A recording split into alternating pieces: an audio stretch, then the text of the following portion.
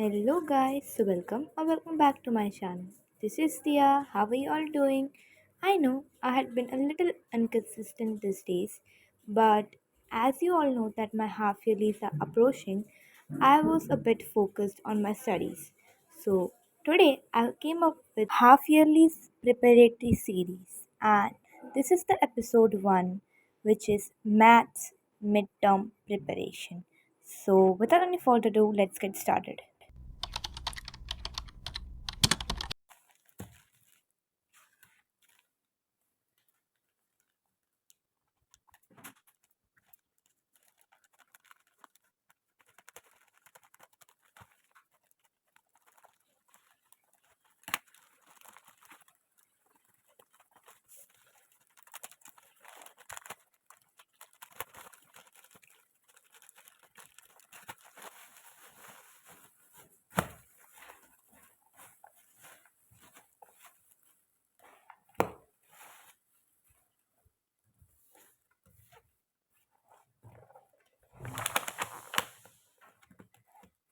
So, yes, guys, here I started preparing for my maths half yearly. So, let me tell you from the very beginning. I don't know why I'm speaking in English. Okay, तो yes actually हमें maths के लिए एक ही दिन की छुट्टी थी, एक ही प्रिपरेटरी लीव दी थी, लेकिन उसके अगले दिन मुझे स्कूल जाना था जो कि मैं नहीं गई।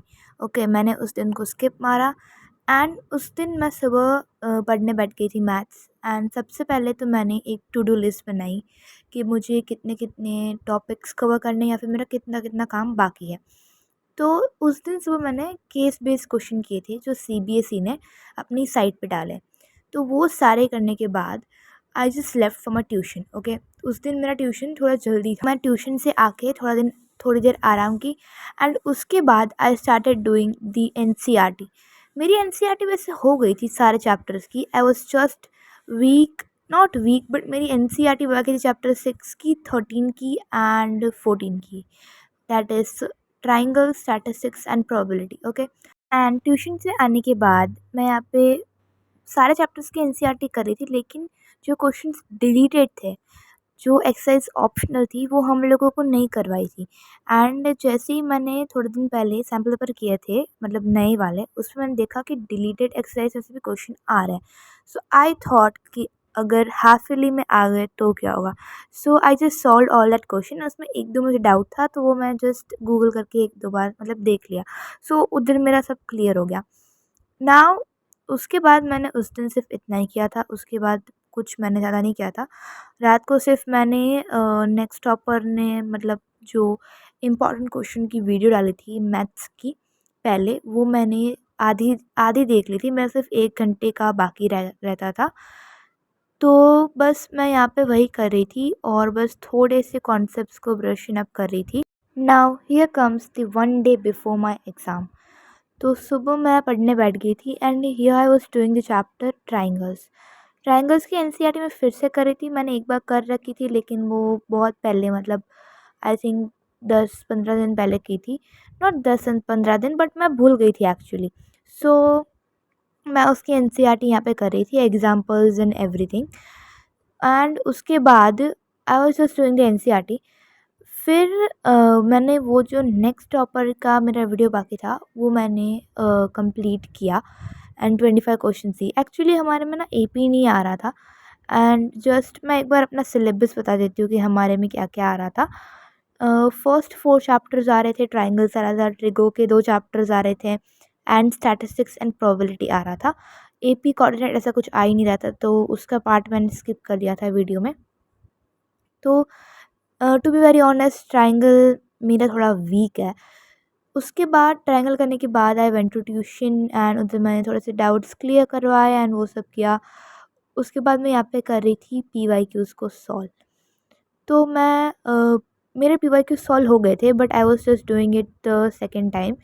मैं हमारी स्कूल का लास्ट ईयर के हाफ ईयरली का पेपर सॉल्व कर रही थी। मेरे हो गए थे तो भी मैं एक बार कर रही थी एंड सैम्पल क्वेश्चन पेपर भी कर रही थी।